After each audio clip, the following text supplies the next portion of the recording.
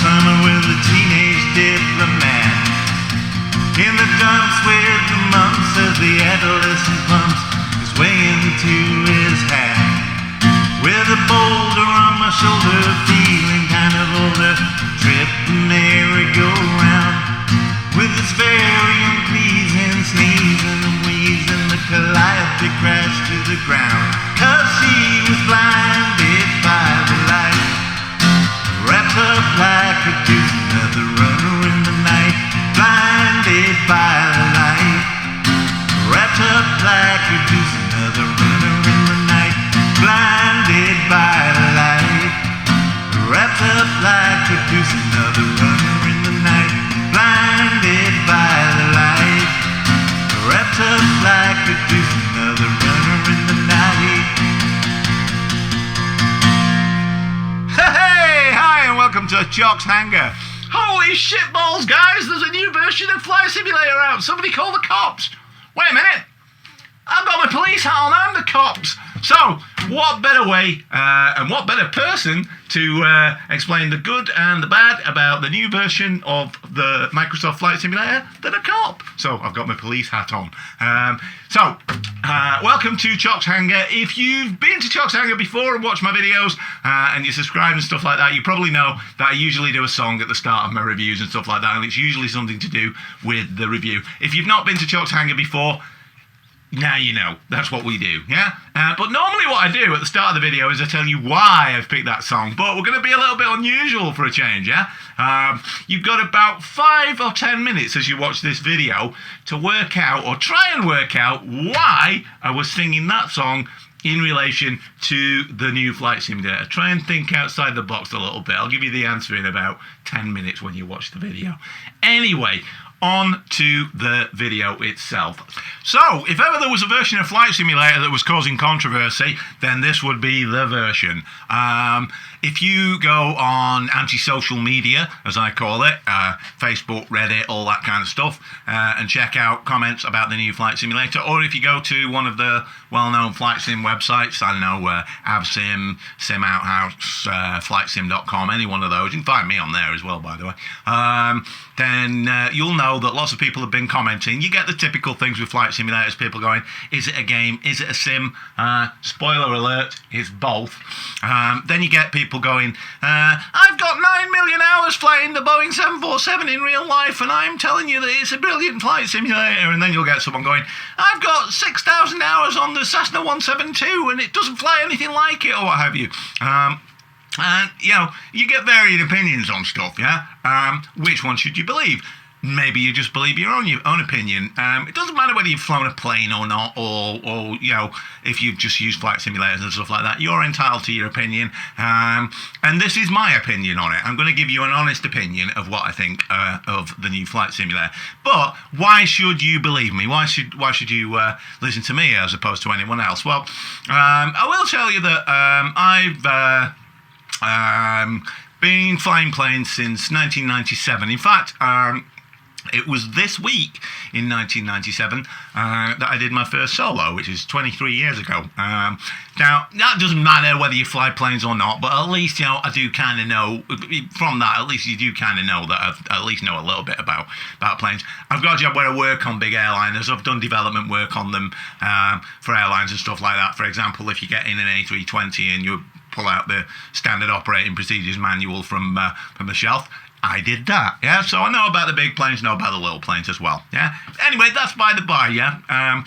Probably more important, where flight simulators are concerned, is, you know, have you got any experience of using flight simulators? Well, I've had computers since the kind of the 80s. And what have you, had them at school and stuff like that. And I've had every version of Flight Simulator since it came out, yeah? And interestingly, I went round to my other house the other day, and I had a route in the loft, and I found this thing here. Now, I have got the first version somewhere. I couldn't find it, so this is the second version of Flight Simulator. This is before it was even a Microsoft product. You can see there, SubLogic Flight Simulator, version 2. Yeah. What's interesting about this is if you think flight simulators are expensive, yeah? The current one, you can get it for 60 quid, yeah? This came out in 1986. This is the second version of Flight Simulator, 1986. Have a guess how much it was in the UK. Bearing in mind that the new version of Flight Simulator, years and years and years later, is 60 quid. How much do you reckon Flight Simulator was in 1986, the second version? Any guesses? Well, according to this price tag, £34.99. 35 quid, yeah? So, you know, if you take inflation into account, the new version of Flight Simulator is probably cheaper. According to this, it says that I bought it from Virgin. Yeah, I'm not sure that's true. If I remember rightly, I got this from some computer shop in the Manchester Arndale Centre. I don't remember it being Virgin, but it says that on there. If you want a good laugh, yeah, I'm going to read the back to you, yeah? Right, system requirements. This is for the Commodore Amiga, not the PC version, yeah? System requirements. 512k minimum memory. 512k. Flipping out. You could run a word processor on that now.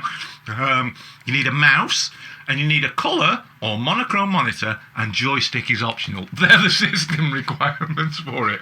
The system requirements now are 16 gigabytes. This original one, yeah, 512k memory. Flipping hilarious. It was good though, yeah. It was great. All on one disc, and you got a really nice manual with it, and some charts and things like that, and what have you. But yeah, I've been using Flight Simulator since then, and you know, prior to this version coming out, the last version that we had was this. Microsoft Flight Simulator X, FSX as people refer to it, the deluxe edition. Ooh, very posh. That was out in 2006, so it's been a long time coming, the new version of Flight Simulator. What's that, 14, 15 years we've been waiting, and what have you. So, and I've had every version of Flight Simulator, from those early ones to this Microsoft one, so I do at least know a bit about Flight Simulator. So you can take that or leave that if you want, you know, and oh yeah, you've flown a plane, big friggin' deal. What really matters is what this one is like. So we've been waiting 15 years for this thing to come out. Now, so that's a bit about me, but what you're also going to want to know, because that's the other thing people have been saying, is, oh, you need a supercomputer to run the thing, or do you need a supercomputer to run the thing? So before we actually look at the Flight Simulator, what I've got on screen here is I've got this little program here, CPU-Z. This is free. You can download it and stick it on your computer and check things out and stuff like that. So this, so you know I'm not lying, this is going to show you exactly what my computer is. Yeah. So main board, Asus Tech Computer Incorporation Prime Z270p motherboard. So not a particularly new motherboard, probably a few years old that. Now, it's got a date on there, says 2017, so 3 years old at least, yeah? Because halfway through 2017. CPU, i.e. the main processor, the central processing unit. Intel Core i5-7400 KB Lake, yeah? So, not a particularly flashy processor, but one of the first ones that really offered DirectX 12, yeah? So, you know, it's an okay processor, but, you know, you don't need a fancy super duper one, yeah? Okay, memory, yeah? DDR4, 44 gigabytes. That's a 4 gigabyte stick of RAM, an 8 gigabyte stick of RAM, and two 16 gigabyte sticks of RAM in the 4 slots on that motherboard for a total of 44 gigabytes. But it's not particularly fast RAM there. You can see frequency 3174 like that, and the DRAM frequency 1230.5 megahertz. So not particularly fast RAM either. Yeah. Then graphics card. ATI Radeon RX 480 graphics, yeah? Now, that's quite an old card as well, but in its favour, it's 8 gigabytes of DDR5 RAM. So it is still, even though it's an old one, it is still quite a capable one. And what have you. It's not the latest fancy one. And I would say out of all of the things that this computer's got, it's probably that's the important thing, yeah? Because that's the thing that's going to draw all the stuff and what have you. So if you think that you need a fancy computer to run this Flight Simulator, you don't, because you're going to see it running on this very computer, and you know exactly what is on this thing. Now, the only time this would struggle is if I wanted to run this in 4K. Yeah, I don't. I'm not really interested in 4K. I'm not saying it doesn't look nice and what have you, but I don't want my computer to struggle. So I've got this running in 1080 by 1920, 1080 by 1920. Yeah, and that's good enough for me, and you'll be able to see it here. So if you were curious about what computer it is, what resolution I'm running at, there's all your information there. So we don't need that CPU-Z on it anymore. Now then, here we go. Now, a little bit about the Flight Simulator itself. There are 3 versions of the Flight Simulator that you can buy. You can buy the standard version, which is 60 quid. You can get the equivalent prices, some more or less, in other countries. Yeah, standard version is 60 quid. Then there's the Premium Deluxe, which is the super duper version that's got everything. The top end one, which is 109.99, so basically 110 quid. That's the version that I've got here. And then there's an in-between version, which is the premium version, and that's halfway between the two. I think it's about 80 quid or something like that. So you can either pay 60 quid, or you can pay 80 quid, or you can pay 109 quid and get the super duper version. You get a few more planes and some nicer airports in them and stuff like that. You don't get that much, so you can buy that. You can buy it from Steam, or you can buy it direct from Microsoft, or you can go to the Aerosoft website and you can get a DVD box version of it, which you get a book with. There is one other way that you can do it, and that is if you've got a Game Pass membership with Microsoft. If you've not got one of those, you can get one for £1. It's £1 to join, and then you can use all the games on Game Pass, including Flight Simulator. So if you want to check it out, it would only cost you £1. If you're already a member of Game Pass, the following month, the subscription is £4. So, if you've already got Game Pass and you're paying £4, you can use it anyway. But, you can try this Flight Simulator out for £1, which is okay, and then see whether you like it and stuff like that. So, lots and lots of ways to check it out. But what I'm going to do is I'm going to show you through it, show you what it all does. I've been playing around with it for a week or so because it came on the 18th, which is about a week ago today. And I'm going to talk about what I think's good and bad on it. Yeah. So here we go. Now then. So here we are. When you download it, download size, by the way. Standard version about 90 gigabytes. Super duper sexy premium deluxe version, which I've got, 129 gigabytes. So the one halfway between the two, I'm guessing it'd be about 110 gigabytes or something like that, because it's halfway between the two or whatever. So this was 129 gigabytes. It was a bit of a pain in the ass because I was downloading it on the day that it was released, and it took a while to come down, but it got there in the end. And if you've not got a great internet connection, do not worry if your internet connection drops out, because when I was downloading it, there was a progress bar showing it downloading, but I kept restarting it and it didn't go back to the start of the download. It picked it up where it started off from. So if your internet connection drops out or your computer restarts or you get a power failure, don't worry, it won't bugger up your download. It'll just start it again. Now, when it installs, you get on your start menu, Microsoft Flight Simulator. I've put a little one on my taskbar to start it a little bit easier. What you get when it fires up is you get an Asobo logo coming on screen. Bling! Then you get Black Shark AI. They're the people that are doing all the world simulation and stuff like that. There's a bit of a clue for that song if you're wondering. And then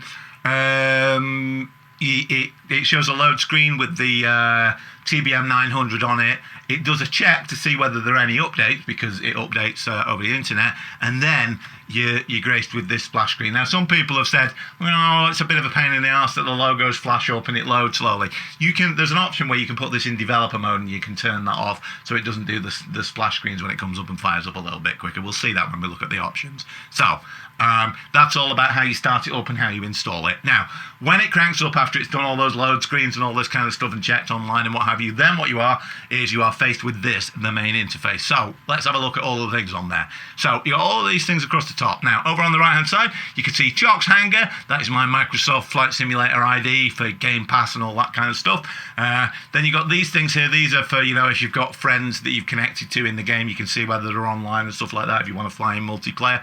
Then coming back across here, you've got options, marketplace, profile, and welcome. We're on the welcome screen at the moment, and we'll go through that in a bit. But first, we're going to look at the other things here. So let's start at this side and look at the options. So, options. 3 individual sections: general, assistance, and controls. Let's have a look at all of them. So we'll start on the right hand side with controls. Click on that, and then here you can mess about with your controls. If you can see here, I have Thrustmaster T-Flight HOTAS, the older version of it. It's not the version that you can get now. I think this is the T-Flight HOTAS 4 now. This is the original version of it. These things are about 50 quid or something like that. If you want to check out what that stick's like, there is a review on my channel, on the Chocks Hangar channel, of that stick where I unbox it and do all that kind of stuff. And it's, clearly I was reasonably happy with it because I'm still using it.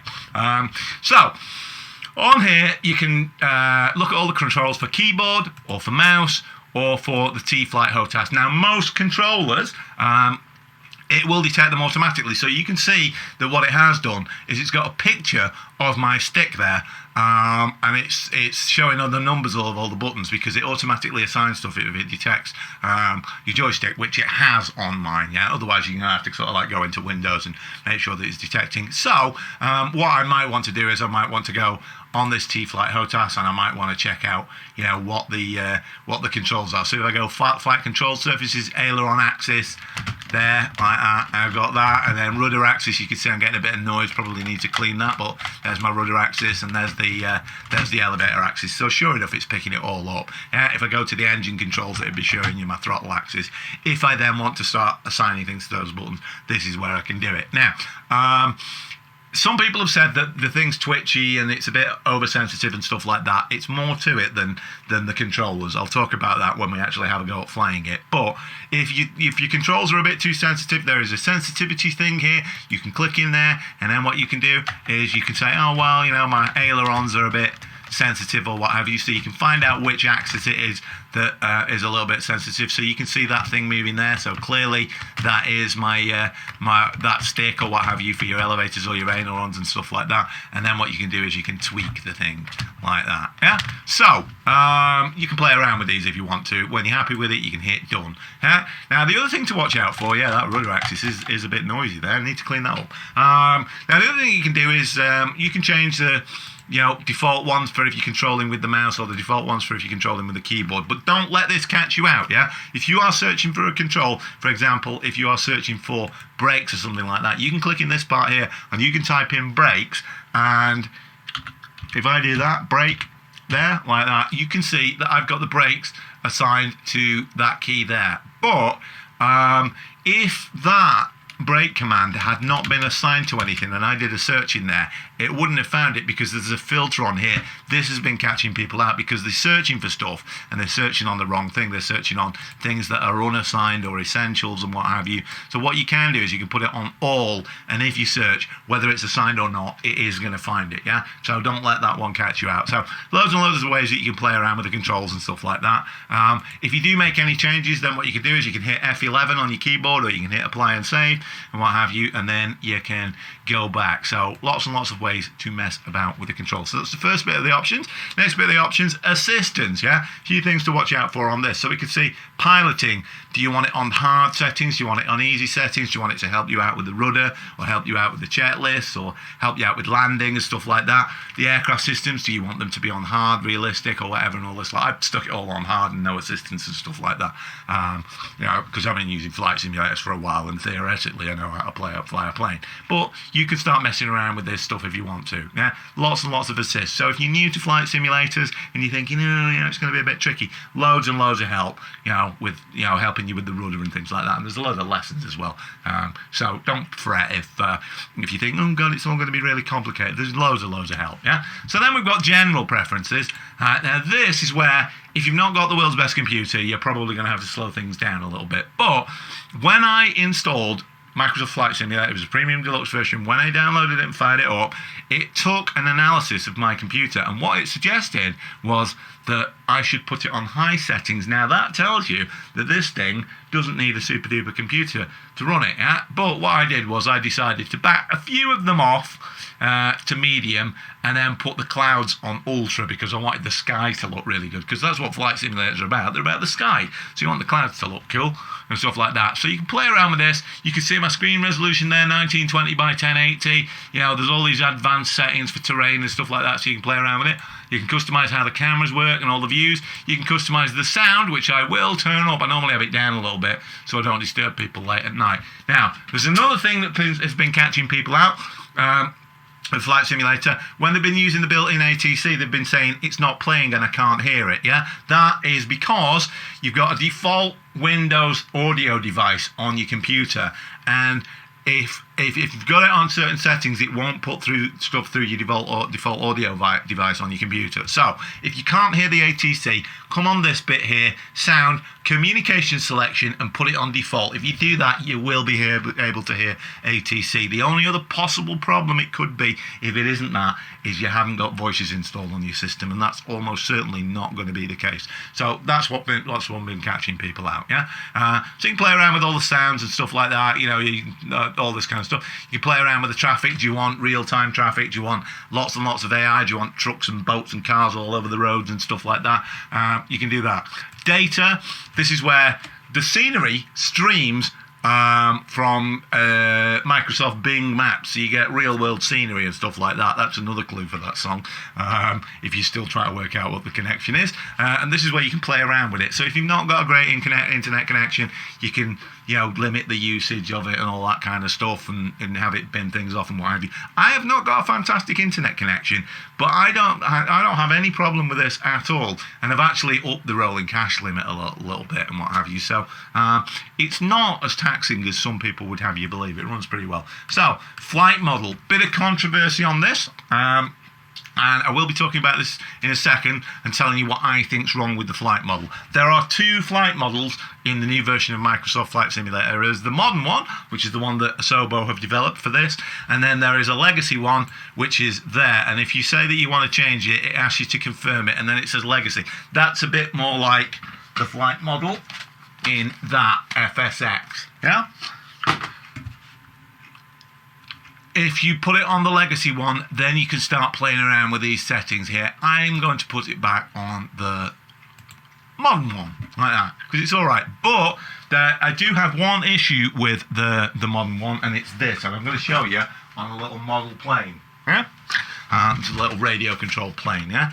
A lot of the planes in Flight Simulator are trainers like this, yeah? Lots of little Cessnas and Piper Cubs and stuff like that, yeah? Now, when a plane flies along, your propeller spins round, you fly along, the wings generate lift, and you go up in the air and what have you. And then you are in a big mass of air, which the big mass of air that you're in might be going up a little bit if it's a warm day like it is today, which is why I've got the curtains shut, or it might be dropping down or what have you, or it might be a little bit turbulent and what have you. So as your plane flies through the air, it bounces around and stuff like that. But what it doesn't do is what is depicted in this simulator. What they've got is they've got a bit of a canned sort of create turbulence type thing, and how it does it, as far as I can determine, is it is pivoting it from the central point of the aeroplane. Now that's not how turbulence affects aeroplanes, and so what that is doing is, if you imagine that you're sat in the cockpit of this aeroplane and it's pivoting around like that, you've got the nose wandering all over the place, and it's not how aeroplanes work. Aeroplanes, the propeller is pulling it through the air, yeah? So the thing is being pulled from the front, so it doesn't have the front wandering around it. The entire thing moves around. They need to tweak that, because what it is it's making it really twitchy when you bring it in for a landing. And, I don't think that's not particularly realistic, but it's also making life a little bit hard, particularly for new players, because you have to be really gentle when you're flaring the thing when you're coming to land. But don't let it put you off, because we've seen you can change the flight model and you can put lots of assists on, and you can play around with the sensitivity of your stick and stuff like that. But that is my issue. I'm sure Asobo will sort it. I've been in contact with them and said I think that's what's wrong. I've no doubt a lot of people will go, I don't know what the frig he's talking about, but that's my opinion. Take it or leave it. Yeah? I'll put my little plane away. Right, so carrying on down the stuff here, miscellaneous, yeah? So, language, English, US, yeah? Pilot avatar settings and stuff like that. If you see there, what you can do is when your avatar, your little guy that appears in your planes and stuff like that, you can change that. There are lots of different characters. Not that many. I presume they're going to put a few more in and stuff like that. And there's one for the instructor because there's lessons built in as well. Yeah? And you've got a few bits about legal and the credits and stuff like that you can view. Accessibility. If we go on that thing there, you can make the text a little bit bigger. You can change the scale of the interface. You can have tips come up so that when you put your mouse over the controls in the cockpit, it'll come up with a tip and tell you stuff. They can get a little bit annoying, yeah. It'll pop tips up and they come right on in the middle of the screen. So I've turned them all off, yeah, because I don't want them doing that. There is also a pre-flight cinematic where you get the camera zooming in on your plane when it starts. I'm not interested in that. I just want to get in the plane. So I've turned off the cinematics on there. So it says skip pre-flight cinematics on, yeah? As in, I've turned on the option to skip it, which is a bit, the wording that they've used there is a bit weird. Now, another thing that I will tell you about, now some controllers, for example this, they have force feedback vibration on them and what have you. Now, some sticks have force feedback vibration on them, but a lot of them don't, yeah? Now, if you haven't got a force feedback controller, then come into the options and turn off the controller vibration, because it's less data being sent down the wire to your controller, which means that there's going to be less latency on the signal of you actually steering and stuff like that. Yeah. One of these, incidentally, one of these PlayStation controllers is kind of cool for if you're working the cameras and stuff like that, because it's got 2 joysticks on it and stuff like that. Must admit, haven't messed around with that too much at the moment, but you know, I dug this thing out so that I could have a go at that. And these things you can get them for tuppence, you know what I mean? I think that was like £8 off the internet. In fact, it was so cheap I actually bought 2 of them. And it'll be interesting to have a play with that and put controller vibration on, because I'll see how it goes. There is a developer mode there, yeah? You can turn that on. That's where you can see stuff like it'll visually show the airflow over the wings and things like that, and where the lift is, and that's the mode that you can be in, where you can turn off the load animations at the start of the thing and stuff like that. So lots and lots of stuff. If you've made any changes to any of this stuff, you can hit apply, and then you can hit go back, and then you'll be on here. So you've got assistance, general, and then so general, the one that we've just looked at, and then the other 2, assistance, things to help you out, and then the other one, controllers. What are your controllers? Loads of different options. Fly it on the mouse, fly it on the keyboard, fly it with one of these controllers if you haven't got a joystick or what have you, if you've got a joystick and all this kind of stuff. And one of the things that people have said just recently is that that loads of places have sold out of joysticks because of the launch of this, yeah? If you are looking for a joystick, eBay, there's loads of them, yeah? Yeah?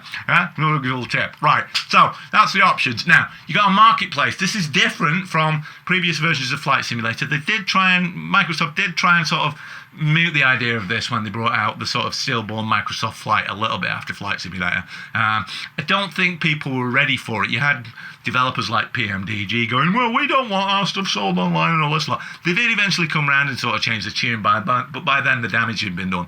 Then Dovetail, who sell FSX, if you go on Steam, had a go at creating Flight Sim World, which never made it out of beta. They were trying the idea of that, and that kind of brought people around to the idea of it. So now I think people are ready for it. So you've got a marketplace, because you've got an internet connection, so you've got all these things that you can buy. You can see here, this airfield here, £12.49. You've got this Cessna Skylane here from Carinado.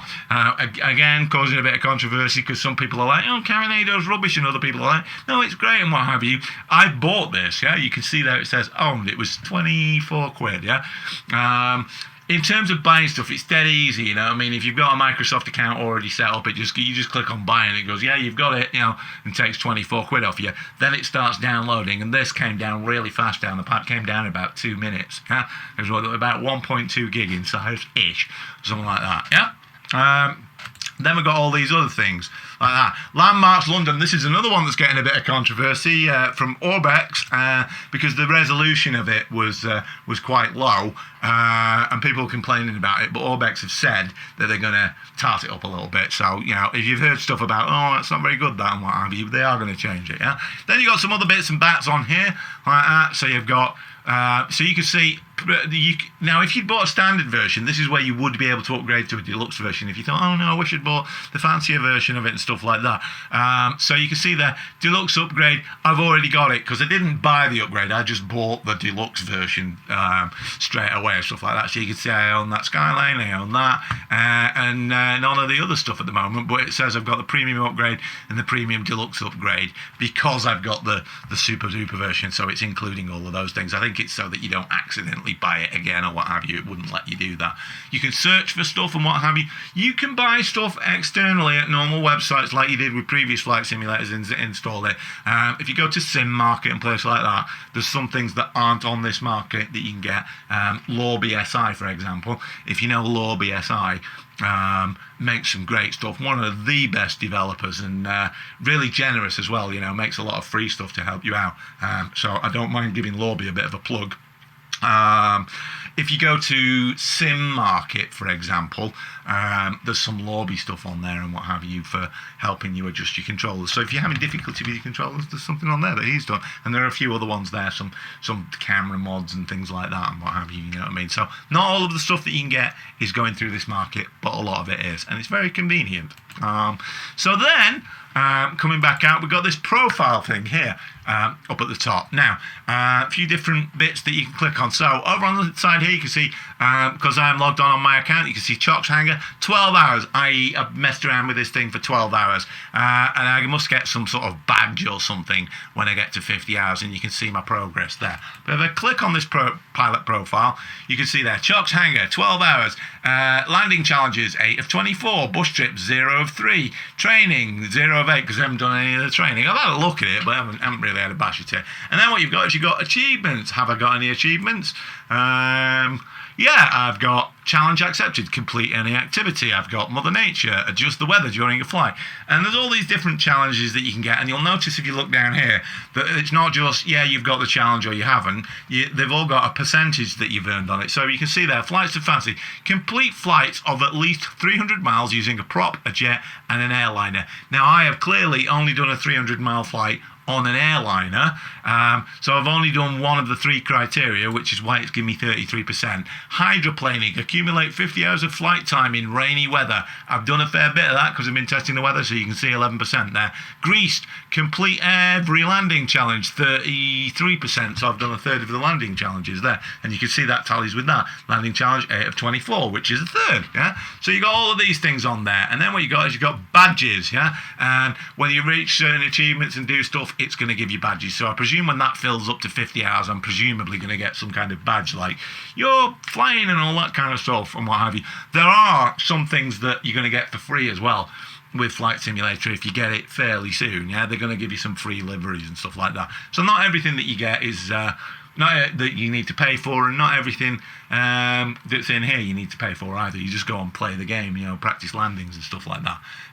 So that's that bit about the hangar. Then what you've got is you've got the actual hangar that you can look in, and you click on this, and you can view your planes, and you can move the camera around as though you're walking around in a hangar, and it's kind of cool, yeah? Very nicely animated, characters walking about and stuff like that. If I wanted to look at another plane in my hangar, I can click change aircraft, and I can go and get another one. So if I go and get the Zlin Aviation Shock Ultra and then go back, what it should do, it'll think about it for a second or two like that, and then hopefully what it will do is it will load that plane in, and there it is. Yeah, there's the Shock Ultra, which is the kind of super duper Piper Cub with all the weight removed from it, and it's got leading edge slats so it can take off at lower speeds and land at lower speeds. So there's all these different things on there, yeah? And we hit go back like that, so you can view these things in your hangar and stuff like that. That's useful if you're doing repaints, because you can view your repaints in there as well.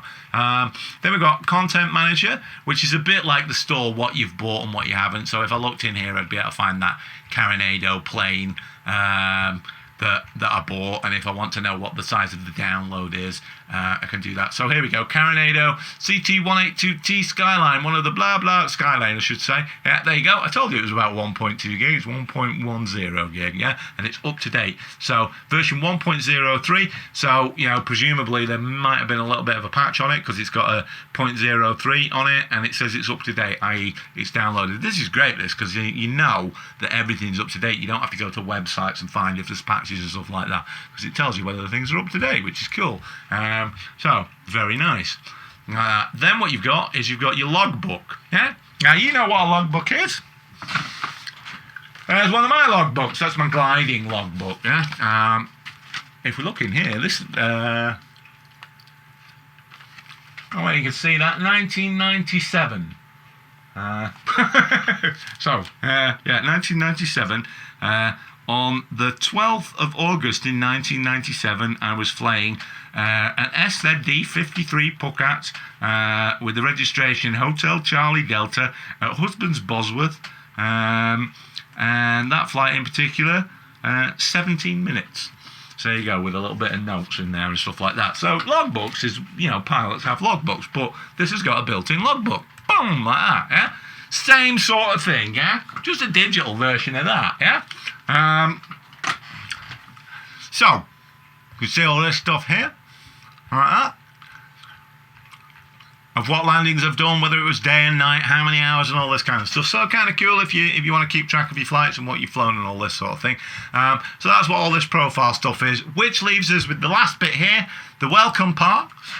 So let's have a look at that, and you can see that there are 5 sections on here. So let's have a look at these. So the first one, bottom right, news, feedback, and support. So we click on that. This changes every once in a while when you start up. It downloads stuff. So we can see, if you want to go on the forums, there's a link there like that. There's a link for the main Flight Simulator forum, the Zendesk one. If you've got, bugs that you found or stuff like that, then you've got all of your anti-social media here, face twat and you twit and all that kind of stuff, and what have you, if you want to go to those. And these are all hyperlinks, so if you click on it, it's going to crank up Facebook and all that kind of stuff. So we've got that kind of thing on there. If there are any news items, they would appear on that page. Then what we've got is we've got activities here. Boom, click on that. 2 sorts of activities: landing challenges. So you click on it and it'll say, oh, you've got to land this Airbus A320 at such and such an airfield in a 50 knot crosswind or whatever, and all this sort of thing. I've had a go at a few of those. You saw on the profile that I've done 8 of 24. So there's a lot of them in there. Yeah. Then what you've got is you've got these things: bush trips. This is a long route mapped out for you, where you have to make it to turn points and observe things and stuff like that. So more like a bit like when you do your private pilot's license and you got to do your cross country test and you got to hit certain turn points and all that kind of stuff. So kind of like that sort of thing. So fun stuff. Then what we've got is sort of related to that activities is this thing here. It says Courchevel current live event. Yeah. So this is running for 2 weeks. It'll be this is the first week of it, so it'll be running for another week. So you can have a go at this if you get it, within a week from now, and then presumably after that it'll go to another landing challenge or another challenge. So it's Courchevel, an airfield in France, up in the mountains, and I think it's in France unless it's Switzerland. I'm not sure.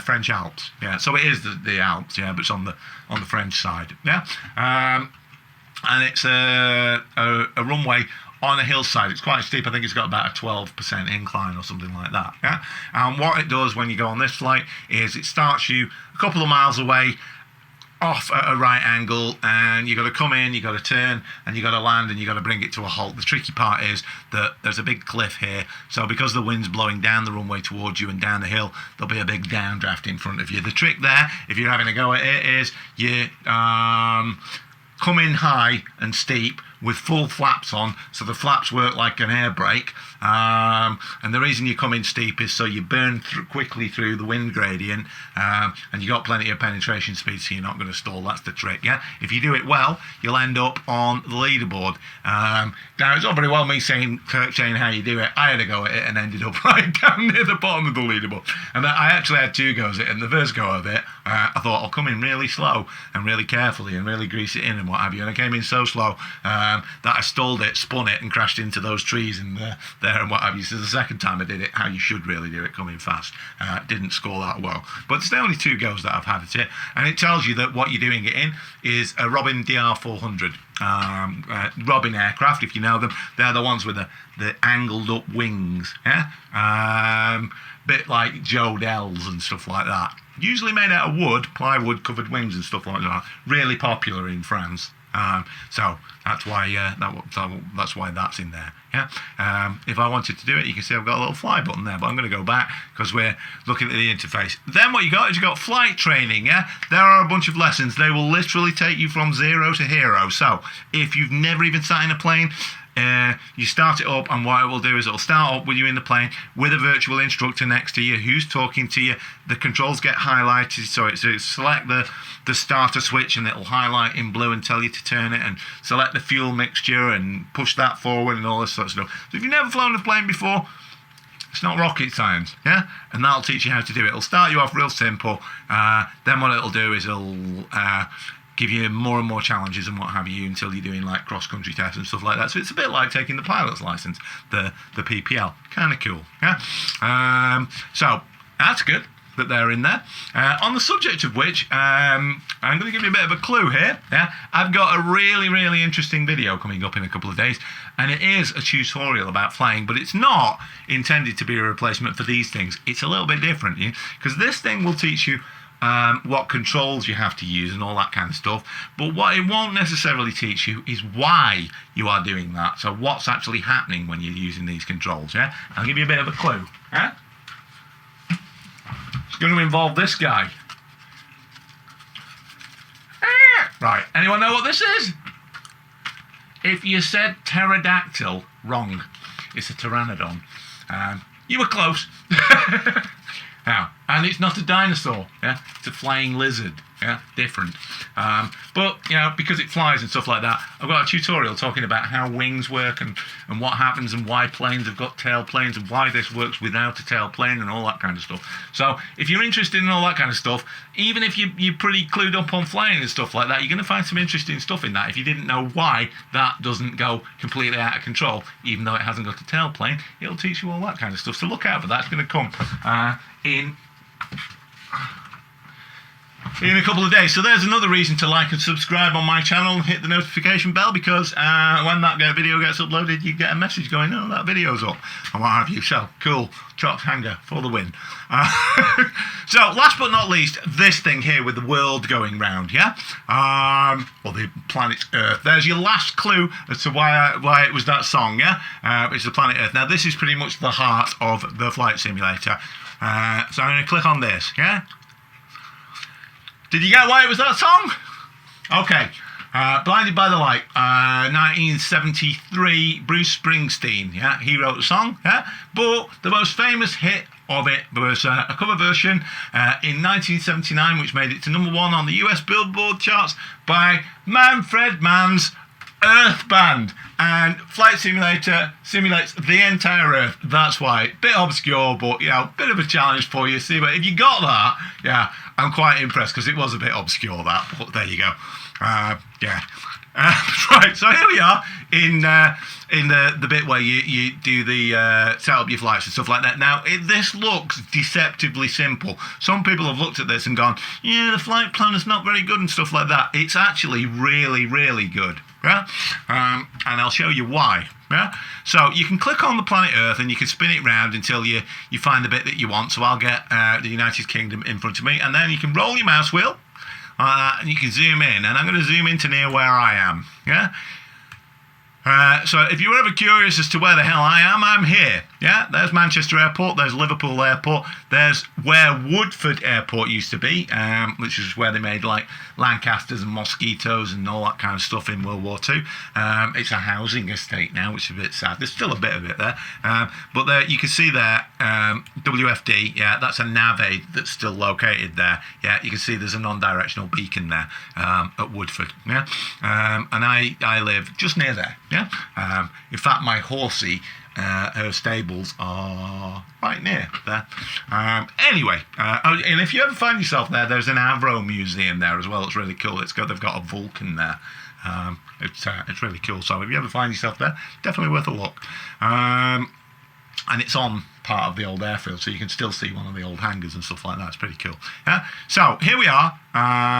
Now you can see a bunch of planes flying around here. Now some of these will be players who've bought Flight Simulator, but some of them will be real actual traffic flying about and stuff like that, because there are options for you to have players that are flying online and real traffic. So we can click on some of these and find out who they are. So I'm guessing that Super Wigaz is not an airline. I'm presuming that's some sort of player. And I'm sure Tallest Hat is probably a player. Yeah, like that. But you can see VLG 8748, yeah? I'm guessing that is really a genuine airliner. It's an A320.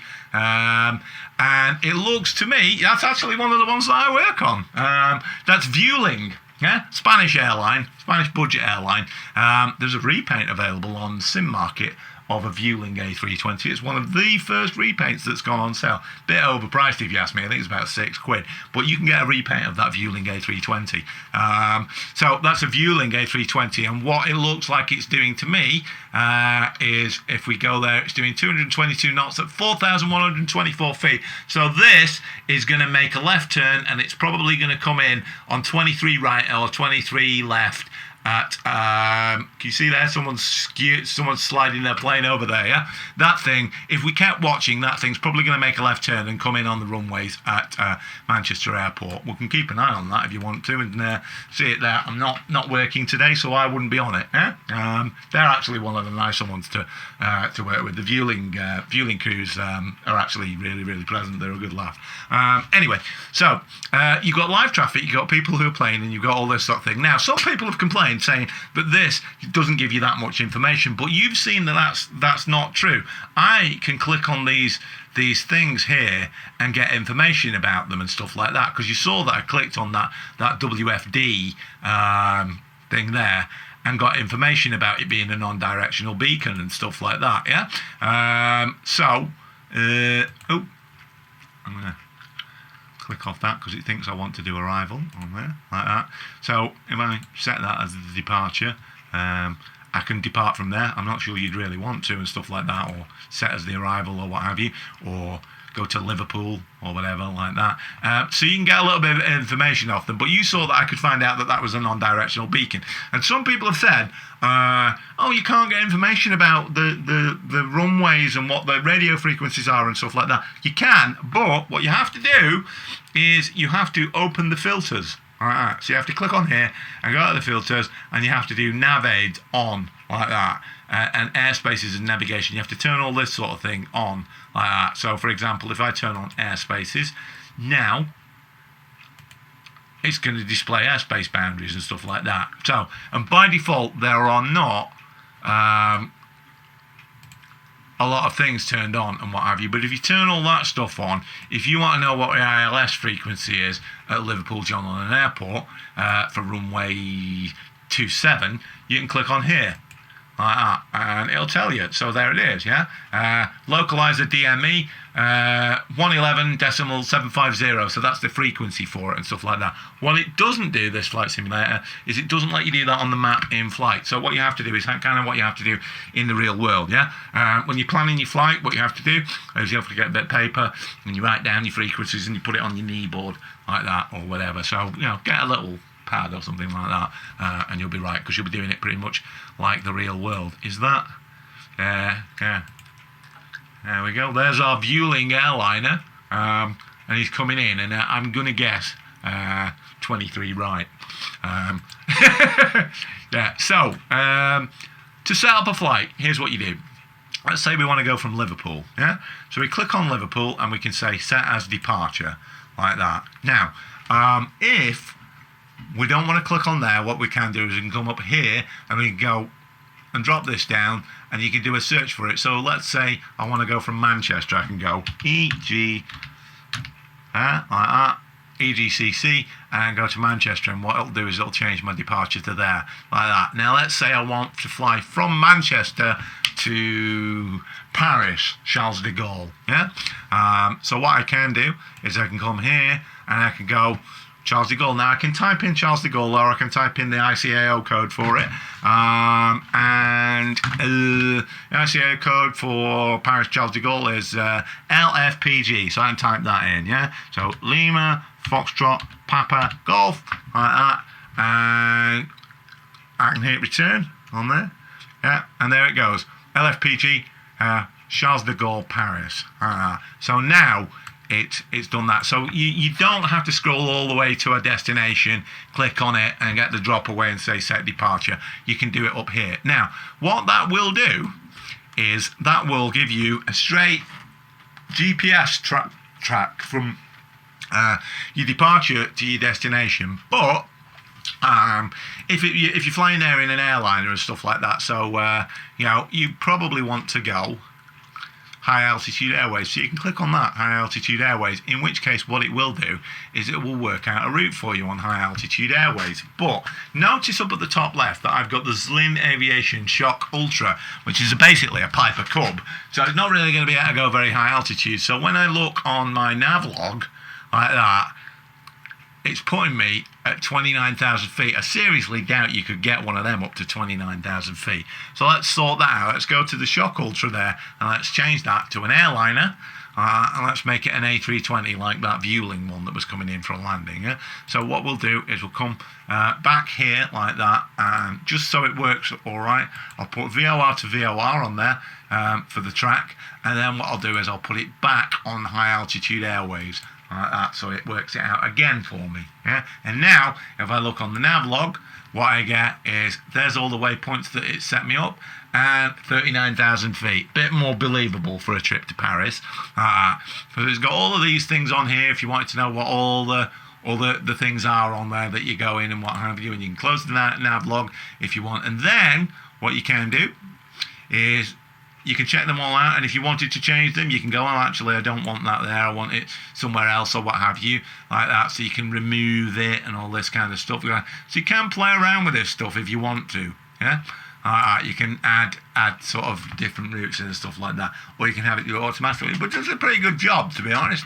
Now, most aeroplanes do not take off from the runway and just turn straight towards where they are going. Normally what they'll do is they'll depart using something called a SID, a standard instrument departure. And so we might want to do that. Is that Vueling plane coming in? Looks like it, doesn't it? Oh, look at that. 23 right. Told you so. Right, so most aeroplanes do not depart off the runway and then immediately turn towards France if that's where they're going. What they do is they do a standard instrument departure, a SID, yeah? So you can put one of those in if you want. So we can say, we're coming off Manchester, 23 left, and what do we want for the departure? Do we want to go direct? No, we don't. What we want to do is we want to go for a standard instrument departure. So we can say, all right, well, let's do a Monty 1 Yankee off 23 left. And what that will do is that will give us that and put that in, yeah? So planes, if you see them take off and you go, why is he going that way and turning over there, yeah? It's basically so it can put you on a jetway in the sky and what have you. Now, might not necessarily be the right one, so you could go, oh, let's go for an Eclair one, like that, bit more like it, yeah? Like that. But it will only give you the ones suitable for the runways that you're going off, yeah? So obviously if you pick something stupid like a 23 right departure when you're coming off 23 left, it's going to go a bit bonkers. But this is how airliners actually navigate. And when you get to your destination, this is a SID, a standard instrument departure. When you get to your destination, there is something called a STAR, a standard terminal arrival, and it's basically the same as this. Rather than you just heading towards the end of the runway and turning towards it, it'll route you and get you lined up for it and stuff like that. So this is fairly common, and the flight simulator does all this, and it's great because it gives you a nav log of it, like that, with all your altitudes and stuff like that, so you can see at what waypoint you're supposed to start descending. The sort of top of your descent is there. So when we get to the BIG VOR there, then we know that we're 12 nautical miles from starting our descent, because we can see all this. So you can do your flight planning really, really well, and you can get yourself well sorted. And they also listen there. We can see Echo Golf Charlie Charlie, because we're coming from Manchester, and then all of those waypoints there, and then LFPG and what have you. So you've got all those things there. So we can see there all of these reporting points. So you've got Airclad and Risler over near Liverpool, and then you've got the Honolulu VOR, and you've got the BIG VOR and all this sort of thing on there. So the flight planning is fantastic. I think they've done a really, really good job of it. Yeah. So yeah, I'm slagging off the flight model as needing a little bit of a tweak where it waves the nose round, but that's really probably my only criticism of this. And the rest of it, including the flight planning and the map, I think they've done a fantastic job of it. I think it's really, really good. And the nice thing about it is it displays the time of day as well, because I'm on live flight conditions here, and I'm more on that in a moment. Yeah. So if I wanted to put a star on, I can go on the arrivals here, and I can put a star, and I can also pick which runway I want to come in. So if I want to do an instrument landing system landing onto 9 left at Charles de Gaulle, I can pick that, and then I can pick a suitable arrival for it, so it'll line me up all nicely and all this kind of stuff. And then ATC will give me all the right stuff for it and all that lot. So that's pretty cool. Yeah. Now then. So let's say I was happy with that. What I might then choose to do is I might choose to go for the flight conditions here. So if I click on flight conditions, now you'll notice I've got live weather on. What it will do is it will connect to the internet, and it will go, right, what's the weather conditions where I am. Now, there are 2 main weather reporting stations that we'll be using from where I am. Because where I am, I don't know where you can see it, but out there, like that, in that direction, in about 3 miles, is Manchester Airport that we were looking at there, EGCC. So the planes come over this house at about 1,200 feet or something like that. They're just getting the landing gear down when they come over this house, yeah? And they land over there. So there is a weather reporting station at EGCC that we'll be picking data up for, but there is also, in the town that I'm in, which is Stockport, there is the National Weather Centre is based in Stockport Town Centre, and it's got data recording equipment on the roof. So I will be getting really, really realistic weather. So that weather that you can see out there with its sun setting and a bit of cloud and all that lot and a bit of blue sky, what it will do is it will put it in the sim with the live weather. Now I can have live traffic. You saw that I had live traffic on there. Yeah, and I can have live players, all players, or whatever. So if I don't want Sexy Love Thing 9000 flying around on my map, I can turn off the live players. But if I want live traffic like that Vueling A320 that we saw coming in for a landing, I can leave that on. So you've got options for, to see multiplayer or not and what have you.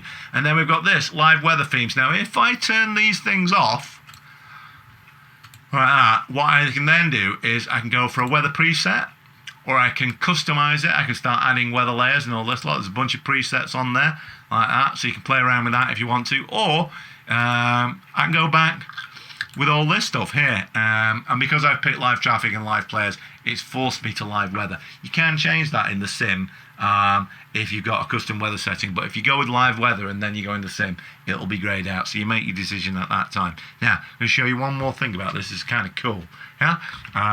So I'm going to go on this A320 here, like that, and what we're going to do is we can set up all of the stuff where we pick it. Yeah. So I can pick the livery of it. Yeah. There are some liveries coming out, so I can say, right, well, I want this thing here. Yeah. These are freeware liveries that have gone in, and you can paint your own liveries as well.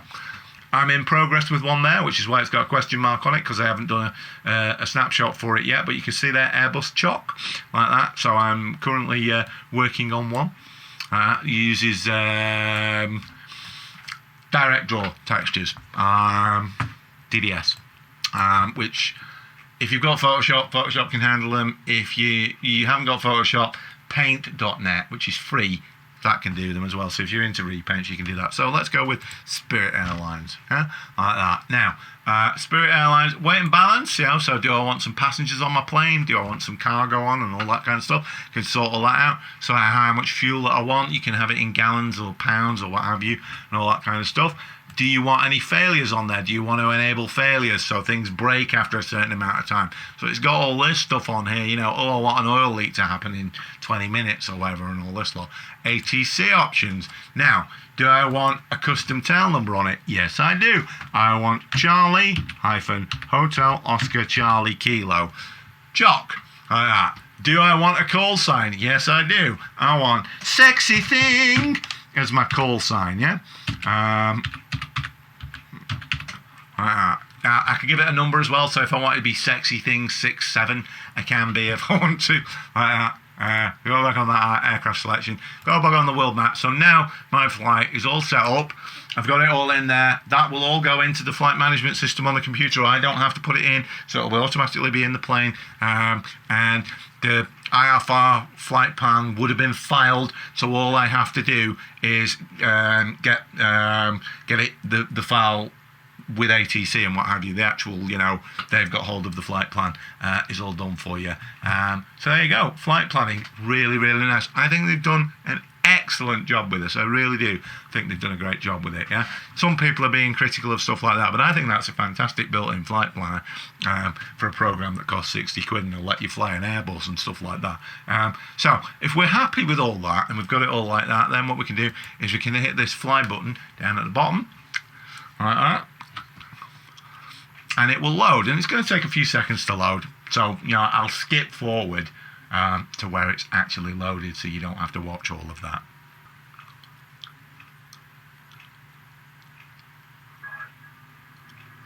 Manchester Tower sexy thing 1123 at runway 23 left ready for takeoff IFR Tickle. So there you go. Now, I hit ready to fly. Taxi thing 1123 cleared for takeoff runway 23 left. Cleared for takeoff runway 23 left sexy thing 1123.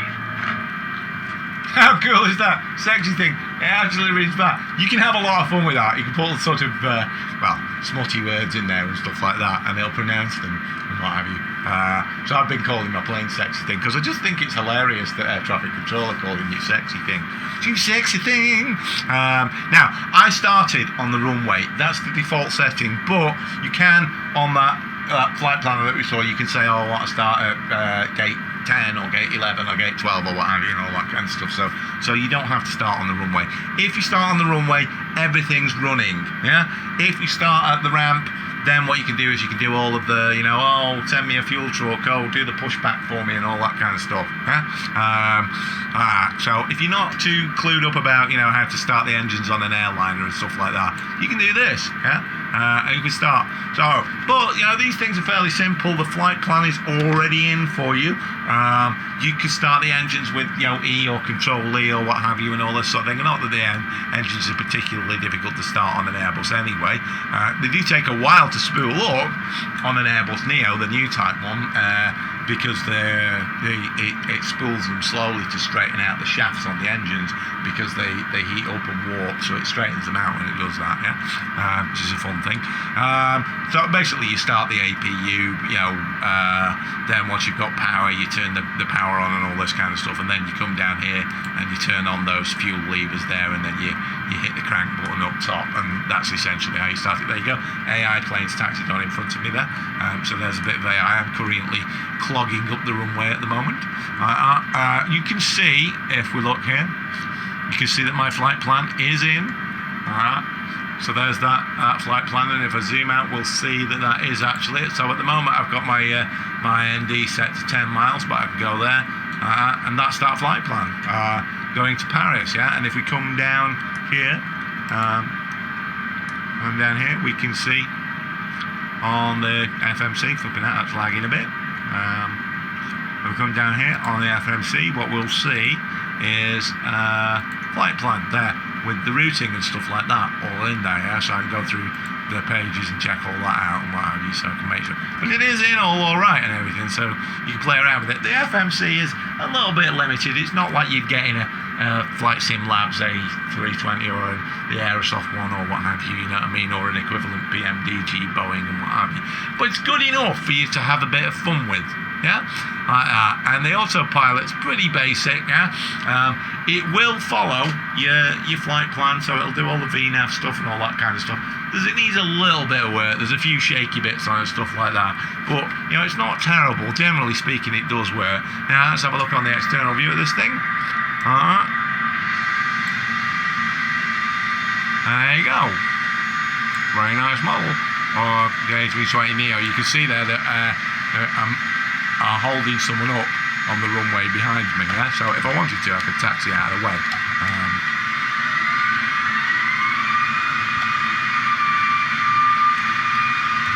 If we go back in the cockpit view, I'll get out of this guy's way.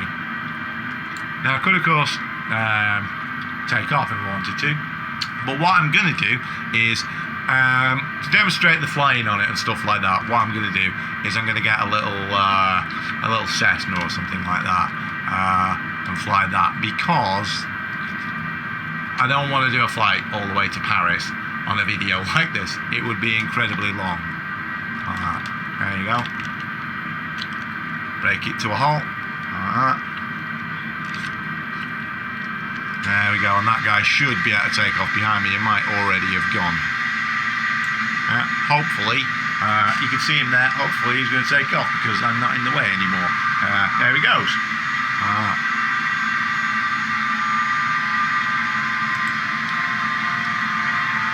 There we go up here.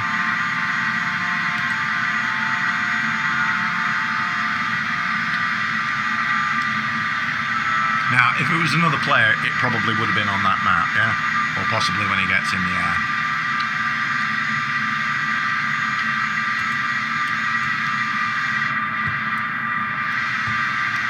This, incidentally, one of the default airports, not very fancy, but one of the nice things about it, if you look, is this. Look at this. Procedural grass on one of the default airports. Pretty good. One of the bad points about this is that the runways are accurate, but the taxiways are not accurately numbered. Yeah. So it will tell you things like, go down taxiway Alpha and Beta and Charlie and all this sort of thing, which aren't necessarily the correct taxiways and stuff like that. Yeah. So you got to be a little bit careful about that. And here we are. We're at Manchester, aren't we? It's a reasonably okay version of Manchester. I mean, if it was a good model of Manchester, it'd have been instant. Yeah, that's Manchester and what have you. So we started on 23 left. There's 23 right. There's the taxiways. And in reality, all of these taxiways have very specific names. Some of these are quite high in the alphabet because they were built fairly late on. Normally, with the taxiways, you can tell more or less where they are from what letter they are. Like Alpha and Bravo and stuff like that will be near the runways, and when you get to sort of higher numbers, they'll be further away and stuff like that. That control tower is accurate for Manchester. It does pretty much look like that, and it's about the right height, 67 metres tall, I think it is, or 63 metres tall. That control tower there is not accurate.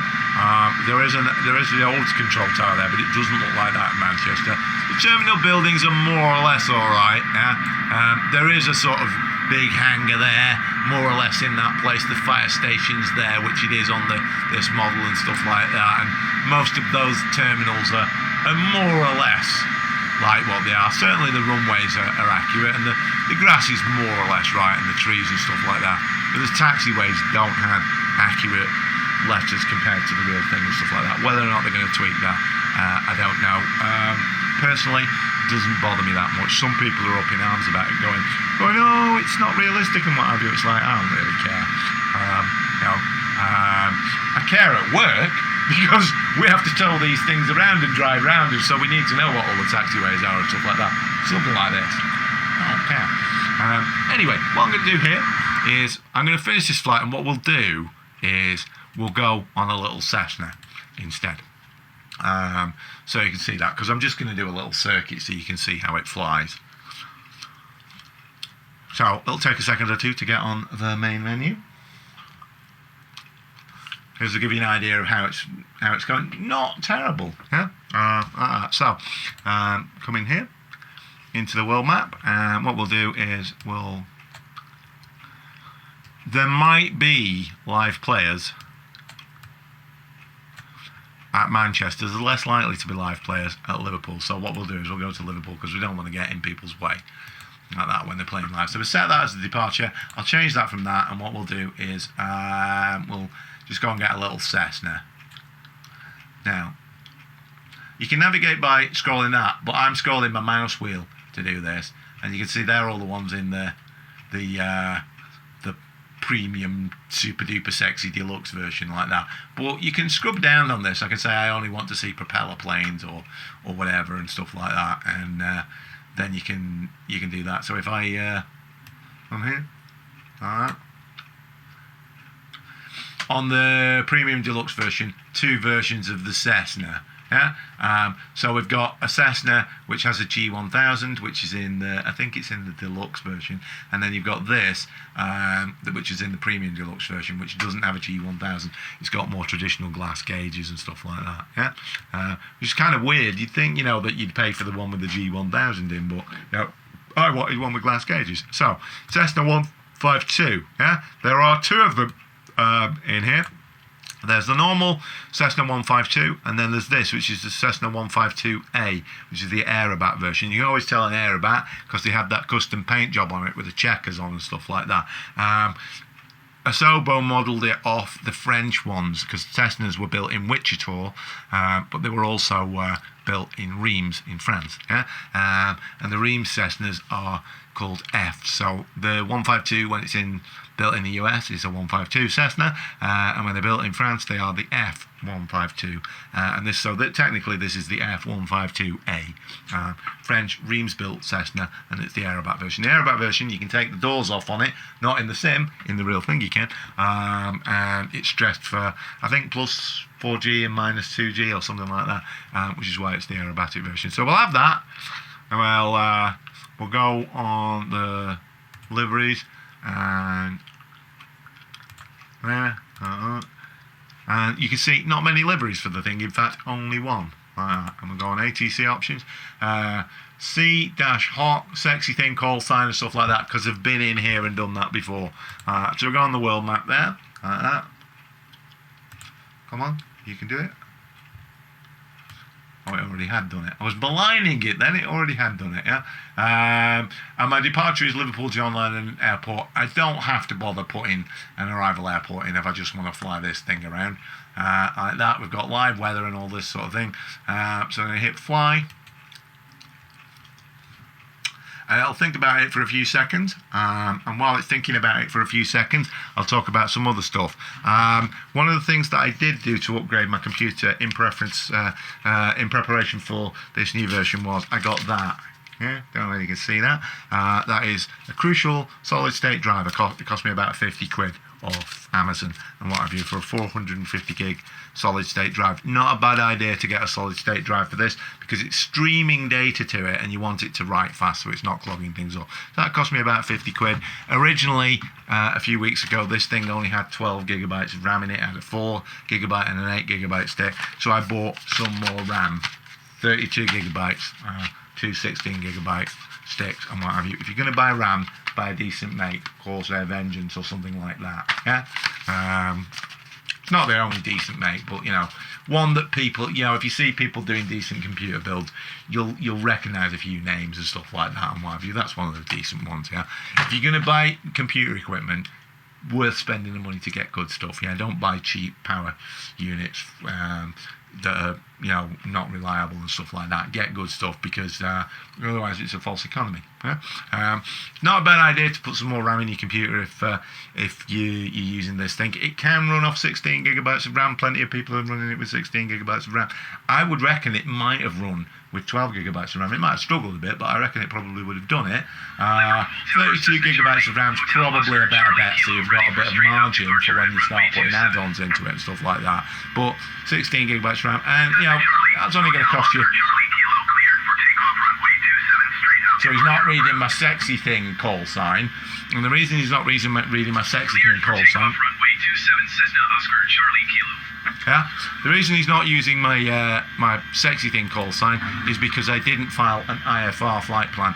If I'd have filed an IFR flight plan, he would have been calling me sexy thing Oscar Charlie Kilo or something like that or what have you, but he's reading the call sign on my Cessna.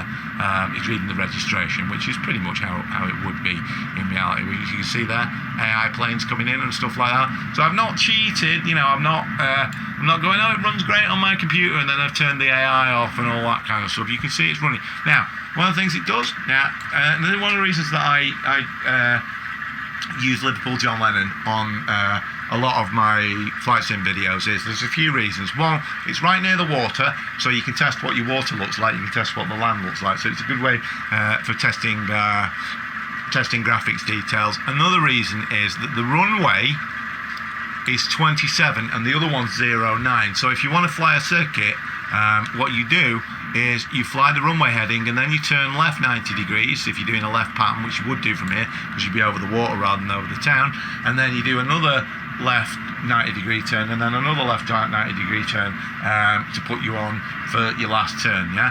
And all of your headings are cardinal points on the compass. So you've head 27 and then you turn 90 degrees, so then you're heading directly south, and then you turn another 90 degrees, so you're heading directly east, and then you turn another 90 degrees, so you're heading directly north. So it's easy on the compass for practicing. So there's another top tip from Al, yeah?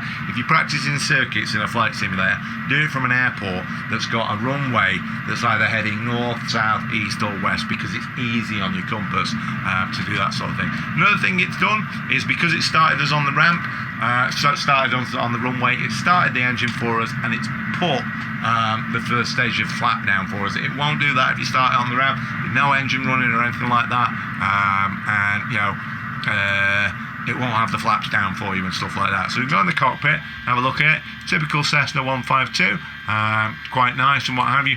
All of the stuff works in it, you know. So I've got the parking brake there, release parking brake, boom, so I can turn that off if I want to, or I could use the keyboard shortcut for it that I've got there, like that. Mixture control on 100%. Flaps is on that setting there. I could go more, I could go less, or what have you, like that. You can use keyboard shortcuts for it. Same keyboard shortcuts for FSX. So you see here F7, and it should give me one stage of flap. You're going to do it? Well, maybe not. Does normally work. There we go. Right. Anyway, we'll get that flap setting on there. If you're ever in a Cessna or something like that, have a look round and make sure they actually have deployed, and look on both sides, because you don't want one flap coming down and not the other one, because you'd flip over when you got to flying speed and stuff like that. Not going to worry too much about the radios and stuff like that. You can hide the yoke if you want to, like that. We'll make sure all the lights are on, so pitot heat, I don't think we need that on in this weather. We'll turn the taxi lights on, because the more lights you can have when you're in a circuit, the safer you're going to be. And then last but not least, let's have a look at the weather, yeah? So we'll go on the external view again, and we'll take a look, yeah? And keep in mind that this, if you have a look at that, you can see the sky there. This is 35 miles up the road from me in real time, and there's the weather outside, yeah? And the weather outside is spot on, yeah?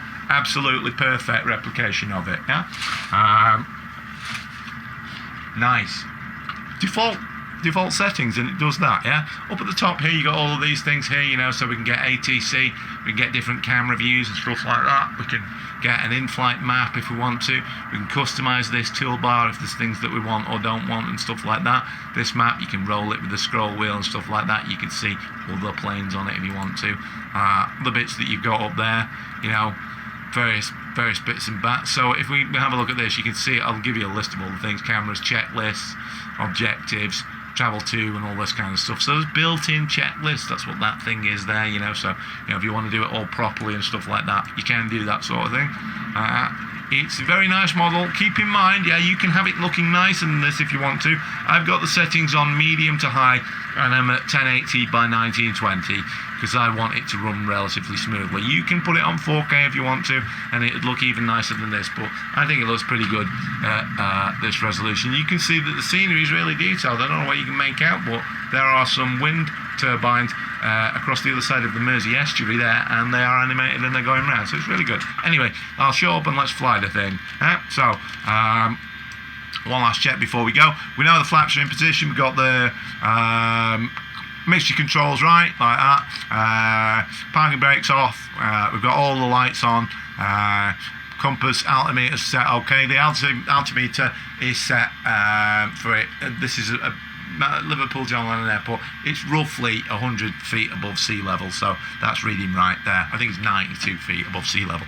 Maybe a little bit high. Maybe I'd take it down a little bit there to more like 90 or something like that. Yeah, we are heading directly west, so when we're flying a circuit, we'll turn left to south, then we'll go to east, and then we'll go to north, and then we'll come back for a landing. Yeah, so there we go.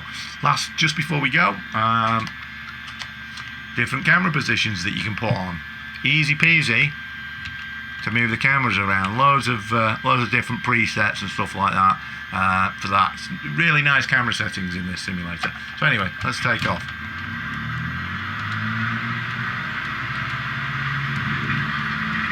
You see that?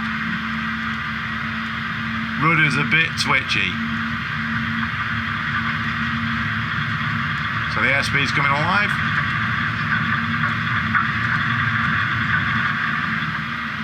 And up we go, yeah? That, as I say, is perhaps about my only complaint. It's a bit twitchy on the way it does it. I think the rudder's not quite so great on this, but, you know, it's early days. The thing's only been out a week. They can tweak it, you know what I mean? Right, so we can see on the airspeed indicator there, if you don't know too much about flying and stuff like that, green is good on the airspeed indicator, but it's also got a white section on it there. That's kind of flat speed range and what have you. Yellow, you're going a bit too fast. Red, your wings are going to fall off. So when we get I can trim it. Now you can trim the plane in the cockpit with the trim wheel like that, so I can trim the nose down a little bit, or I can trim the nose up a little bit with that. Or what you can do is you can have it on some keys on your controls. So I have got that, so I'm trimming nose down. So it's going to fly hands off. Now I'm well above 600 feet, so I can make a left turn 90 degrees. Whoa, shaky. I want to look down a little bit. I can do that. So there we go. We're heading directly south. And we're coming up to circuit height, 1,000 feet. Strictly speaking, be about 1,100 feet here because you want to be 1,000 feet above the airfield elevation. So, back the throttle off, and we've got plenty of speed on. We're over 65 knots there. If I get the nose down and I get a little bit of speed on and what have you, you should be able to get the flaps up.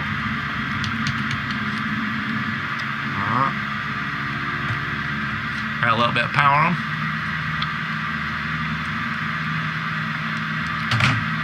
Because we got the power on, the nose is coming up.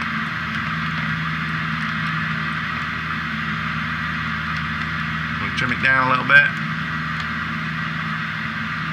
And that's holding us at roughly 1,000 feet. We're over the Mersey estuary, so we can take it for a little bit of a turn. If you want to see the turn and slip indicator when you do that, which you probably should, to be honest, like that. If you want to have your ball centered, there's those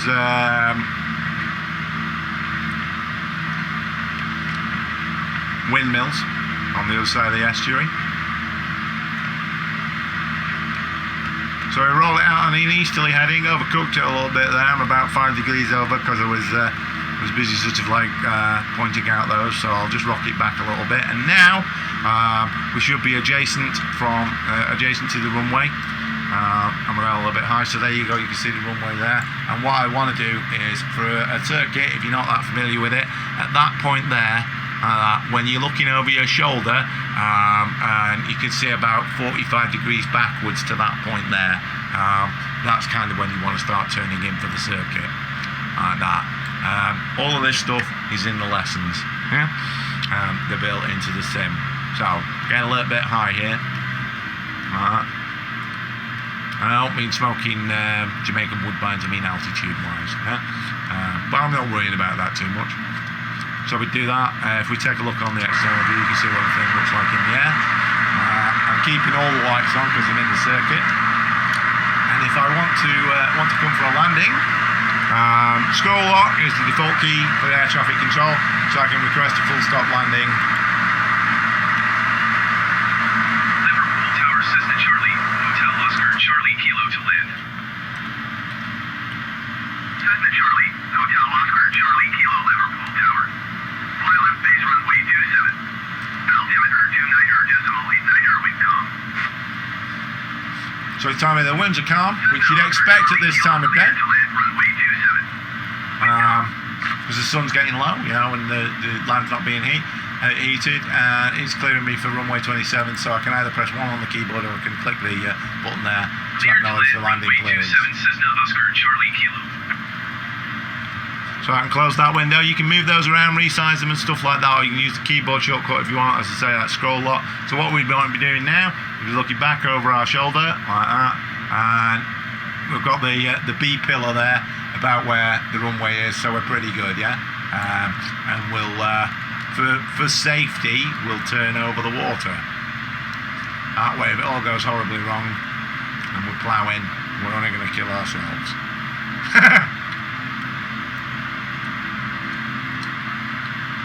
Looking at the airspeed indicator, so I want to be rolling out heading north, which I am now, and I can take a look left, or, you know, I know I'm going to be right, so I'm going to close off the throttle a little bit. I'll give it a look that way. We're looking pretty good, maybe a little bit low. I'm going to get the nose up a little bit to drop a little bit of the speed off, and if I look at the airspeed indicator, the airspeed indicator is in the white range, and that means that I can go and get flaps down without breaking the wings off.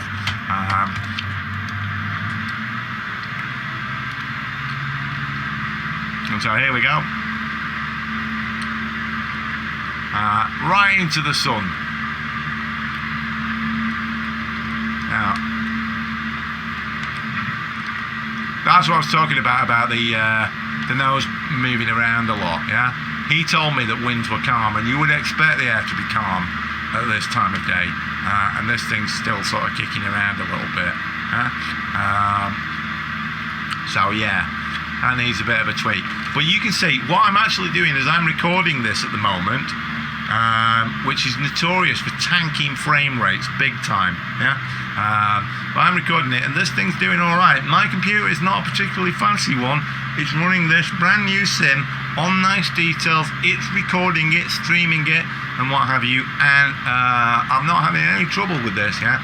So if anyone's told you that this thing needs, you know, a flying machine to run, you know, a really fancy computer, that is just nonsense, yeah? Right, so there we go. Everything's looking good. We know we've got enough fuel if we needed to go around. We're a little bit high, but that's okay. We've got full flaps on, so that'll break us on the descent anyway. It's a big, long runway. More than enough to get a Cessna down on, you know. So if we wanted to, we could side flip it down or what have you, but we're doing all right. We've got plenty of speed on the clock, yeah. So we'll just let this thing ride in.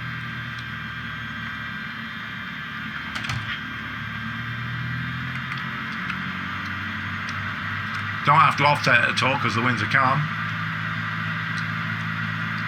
Alright. Over on the left you see the pappy lights. Alongside the pappy lights you can probably just about make out the windsock, which won't be doing anything in a minute because the winds are calm.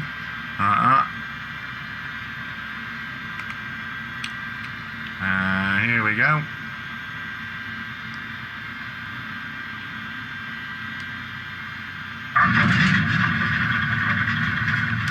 There it goes. Now, what it does is the moment you touch down, it starts reading, you know, rudder movements and stuff like that. So you've got to be there. You did it there. So you've got to be a little bit careful. You know, might sometimes have to get on a bit of right rudder. All right. So he's asking me to clear the runway there. So we can do. We can wait for a taxiway, or since it's a Cessna 152, we could drive across the grass. But we get the flaps up. Since we're going to go across the grass and we don't want them doing that.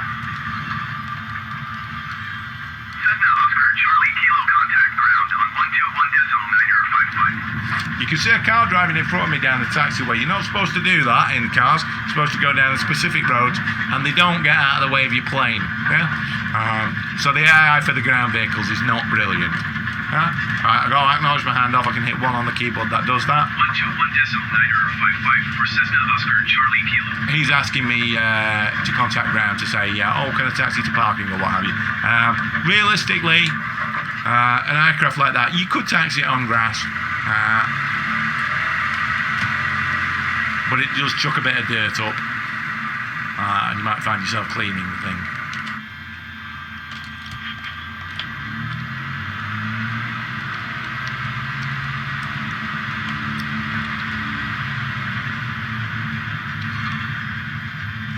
Some weird things like, you know, I might have noticed that there's a lamp in the middle of the taxiway there. That was an incredibly high-speed turn. Don't drive a real aeroplane like that. You'll break it.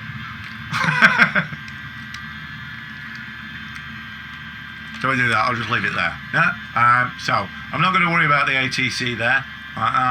So I'm going to close that, and then what we do is just shut it down. If you like realism and what have you, what you don't do is don't taxi a plane in, revving the engine and all that kind of stuff. And then shut it down straight away. One of the things that you do is they can build up oil and what have you. So normally what you do is you get the brakes on, give it a bit of that to burn it off the plugs, and you leave it running so it cools down, so the cylinder heads cool down slowly and what have you, like that. So you leave it running at idle for a few seconds, and then you shut it down. Of course, this is a flight simulator, so we don't have to worry about breaking the thing. We can just go cut the mixture completely, and cut the electrics and turn the magnetos off, and there you go. And then what we can do is you can turn off all these like battery switches and stuff like that.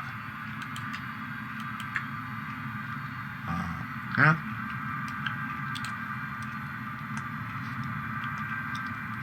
There you go. It's a bit of a look at the instruments like that. If you wanted the control column back, there you go. Like that. There it is. The add-on aeroplanes that you can get for this flight simulator at the moment. There's only one out at the minute. That's that Carinado 182 Turbo. You can open the doors on that. All of the planes that are in this simulator, all the default planes, can't open the doors. Which is a bit of a shame on the Cessna 152A, the Aerobat version, because on this version, you can actually take the doors completely off. And that's one of the reasons why I was looking forward to getting that version of the Premium Deluxe, because I thought, great, you'll be able to take the doors off it. You can't. So there's my other complaint to Asobo. Make it so you can take the doors off the 152A. Anyway, that is the new Microsoft Flight Simulator. Some people are calling it FS 2020. Some people are calling it FS20, F20, whatever you want. It's the one that came out on the 18th of August. Yeah. My verdict, I think it's great. I think it's fantastic that a brand new sim runs on a modest computer, but if you've got a super duper computer, you can put it on 4K and turn the graphics up to full throttle and have it looking fantastic. And I think you'll agree that it looks okay on mine, even with the graphics on medium and stuff like that. And I could probably put the graphics up a bit higher without it struggling too much, because I'm streaming this and recording it. So, I've got more headroom, when I'm not recording it to my hard disk. So there's that. I've had this flying on slightly more detail than this, so slightly higher settings over New York City in the Diamond Twin that you get, and it was managing it all right. Yeah, I wasn't getting stutters, and it wasn't giving me crappy frame rates and stuff like that. It was flying around. I was flying over Central Park and near the skyscrapers and going past the Statue of Liberty. All the skyscrapers were there, and it wasn't struggling at all, and what have you. So I think they've done a fantastic job with that. I think they need to tweak that kind of bottled shaking around stuff and what have you. I think that's a bit over the top. Yeah, but other than that, I think the flight model's great. The airliners are good, but one or two of the functions of the autopilots are a bit shaky. But I've managed to fly the 787 from Manchester to Paris, and I've flown the A320 to Almeria in Spain from Liverpool and what have you, and no problems whatsoever. Landed them just fine and what have you. So they work. Yeah, they're good fun. You get a lot of nice planes in it. You can play around. It's streaming Bing scenery, so there's a good chance that your house will be on it. There is a house where mine is, and you can tell it's meant to be my house and what have you. It doesn't look exactly like it, but it's good enough. I was able to find my house by taking off from Manchester Airport, flying to the east a bit until I could see Stockport Town Centre, turning right and heading up the railway line until I got to the railway bridge that's next to where my house is in Hazel Grove, not this one. And I found it like that, off the real world scenery. And if you can do that in a flight simulator with default scenery, that's pretty good. So I think it's great. Do I recommend it? Yes, absolutely. For as little as £1 if you've got Game Pass, or 60 quid, or 109.99 if you want to buy the super duper version that's got some of the extra stuff in it and what have you in the extra airport. Either way, but for as little as £1 to be able to get a flight simulator like this that runs on a modest PC, yes, it needs a couple of tweaks and what have you, but for that, I think Microsoft and Asobo have done an incredible job. Not everything's perfect on it. Like I say, that flight model needs a tweak, but I still think that they've done an incredible job. So Asobo and Microsoft, there you go. My hat is off to you guys. Pretty cool. Anyway, that's Chocks Hangar's review of the new Microsoft Flight Simulator. If you like this sort of thing, like and subscribe and hit the notifications. Like I say, I've got a really great tutorial coming up in a couple of days, and it's really interesting compared to other stuff, because we're talking about flying prehistoric lizards and how they fly, as well as aeroplanes and jet fighters and stuff like that. So it's going to be as much about this as it is about this. There you go.